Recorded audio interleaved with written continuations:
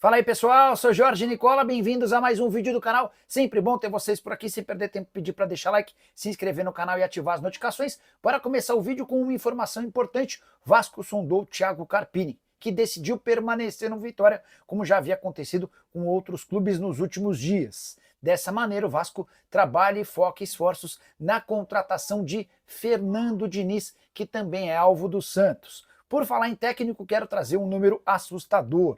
Campeonato Brasileiro de 2025 se credencia a estabelecer um novo recorde de trocas ou demissões de técnicos na história do futebol nacional. Já são 5 trocas em 6 rodadas. É importante lembrar que o recorde pertence ao Campeonato Brasileiro de 2010, com 30 trocas em 38 rodadas. A gente tem uma média próxima a um técnico demitido por rodada.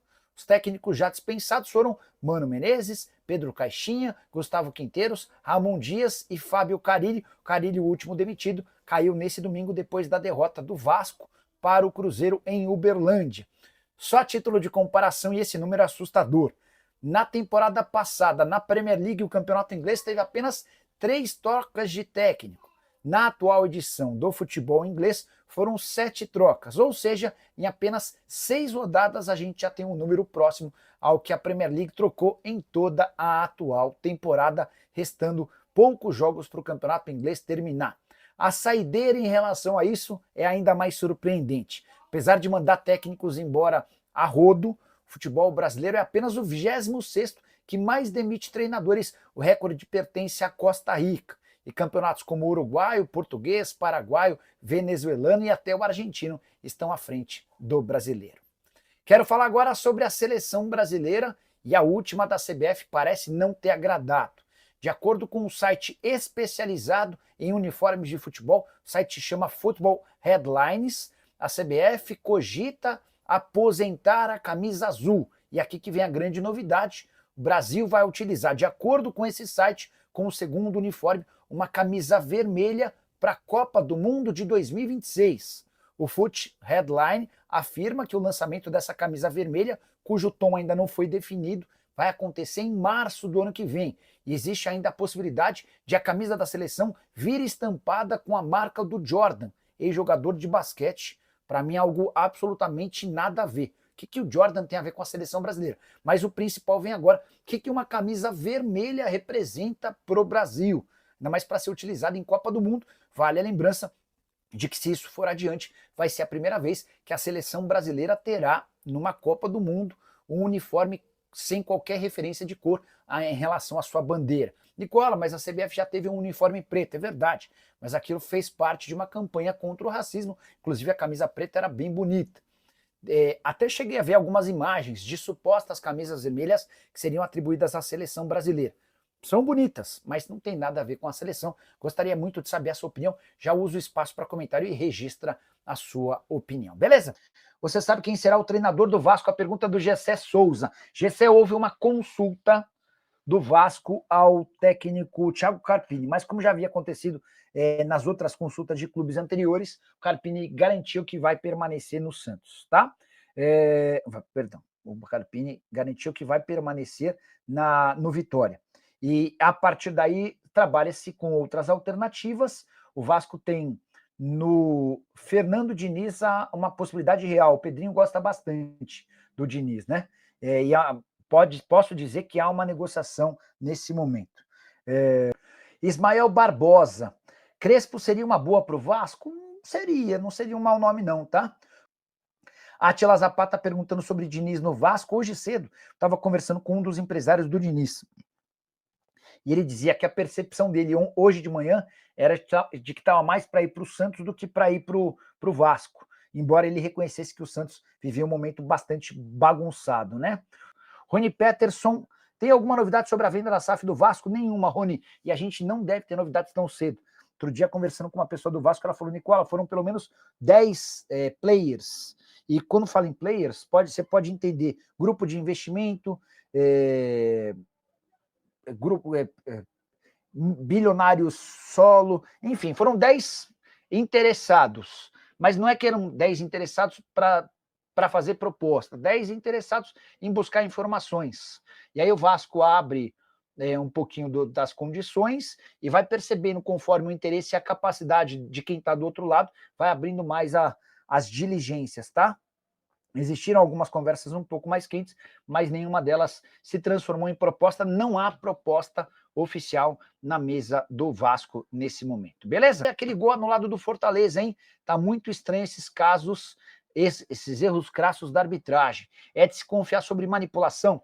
Eric, eu não consigo acreditar nisso. Mas eu consigo imaginar que na hora de decidir, o árbitro em campo e os árbitros de vídeo devam ter lembrado, pô, o Sport já foi prejudicado contra o São Paulo num pênalti, contra o Palmeiras num pênalti, contra o Vasco num pênalti. Na dúvida, será que não vale a pena a gente não marcar o gol? Antes da live para membros, eu estava escutando a divulgação do áudio, foi divulgado agora há pouco. E aí, cara, dá para perceber que o árbitro em campo tenta jogar a responsabilidade da decisão para os caras do árbitro de vídeo. Na cabine do árbitro de vídeo há uma indefinição, com 2 afirmando que foi gol, outros 2 dizendo que não dava para cravar pelas imagens que a bola havia passado totalmente da linha. Para mim está muito claro que a bola passou. Mas mais um erro crasso com a utilização de árbitro de vídeo. E esse erro de ontem, especificamente, ele não existiria se a gente levasse em consideração, ou se a gente contratasse aquela, não é regra, né, mas aquele chip do gol não gol. É um chip que atesta se a bola entrou ou não. Essa discussão não teria nenhum sentido. A principal mudança para melhorar o futebol brasileiro é o calendário e diminuir muito o número de estrangeiros que barram revelações. O Luba toca num ponto muito importante, cara. Outro dia, no programa da semana passada, lá no Tempo Técnico, eu debati isso com Elia, que discordou veementemente, mas eu e Elia, a gente discorda de quase tudo. Então, o futebol brasileiro hoje permite a a utilização por partida de 9 estrangeiros. Você pode ter 9 no campo, mas não há restrição em relação à inscrição. Por exemplo, tem clubes que têm 10, 11 estrangeiros. Ah, que legal, vamos trazer os caras de fora. Beleza. Só que quando você traz um monte de gente, você tira espaço dos caras da base.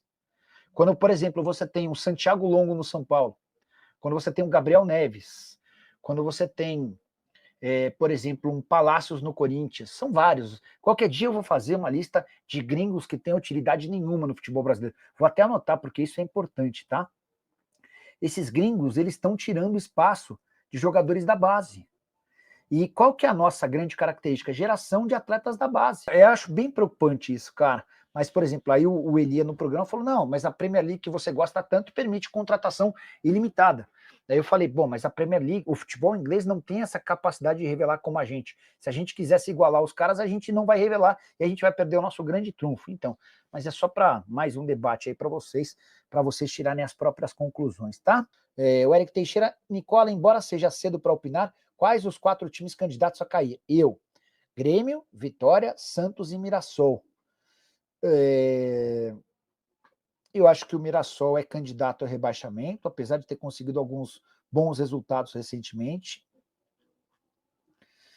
O Sport é candidato ao rebaixamento, sem sombra de dúvida. Santos e Grêmio são candidatos ao rebaixamento. Eu também colocaria o Vitória nessa parada aí. Vitória e Juventude, tá? Juventude, Mirassol, Vitória, Santos, Grêmio e Sport. Para mim são esses. O Vasco joga com o Operário quinta-feira, às 4h, no Germano Krieger. Vamos ter aí mais de 3.000 torcedores do Vasco neste jogo. E o Felipe, maestro, é quem vai dirigir o Vasco da Gama. Você concorda que quem tem que dirigir o time é o Felipe? Ou você já traria um outro técnico? Estão falando muito no nome do Fernando Diniz.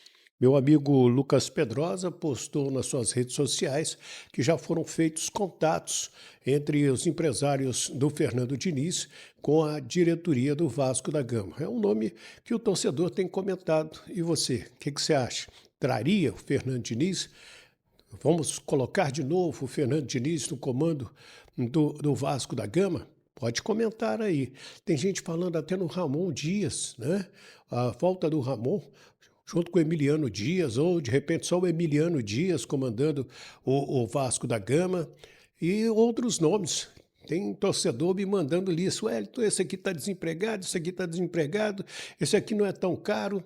E o Vojvoda, será que pode ser também o técnico, já que não faz uma boa campanha lá pelo Fortaleza. Então, é isso aí. Falaram também no nome do Jorginho, que já passou pelo Vasco fazendo um belíssimo trabalho, né? Mas ele disse que não recebeu nenhum contato por enquanto. O Vasco vem na quarta no CT do Coxa e vai para a cidade de Ponta Grossa, é pertinho, são 100 quilômetros, e aí joga na quinta-feira, 4 da tarde, hein, gente? Wellington, quinta é feriado, dia mundial do trabalhador, e você então pode acompanhar esse jogo também, certo? Isso aí, torcedor vascaíno, dentre os nomes possíveis aí que o Vasco buscou, né, parece mesmo que será Fernando Diniz que vai assumir o comando da equipe vascaína, né? Eu quero aí que você bota aí nos comentários se é uma escolha assertiva do Vasco, né, trazer o Fernando Diniz. O Vasco aqui buscou o contato com o Thiago Carpini, que está atualmente no Vitória, mas o treinador, como já havia rejeitado alguns outros clubes, como o Grêmio procurou, o Santos, né? E ele rejeitou, querendo dar continuidade ao projeto que o Vitória apresentou ao treinador, e o treinador até está indo bem no Vitória, né? Tem um bom trabalho por lá e não quer abandonar a equipe no momento. E sobra aí para o Vasco, dentre as opções, Fernando Diniz, né? Tite é muito caro, Luiz Castro muito caro. O Vasco, a gente sabe que não tem uma situação financeira boa para poder trazer um treinador muito caro. E agora é aguardar aí para ver o que será resolvido no Vasco da Gama.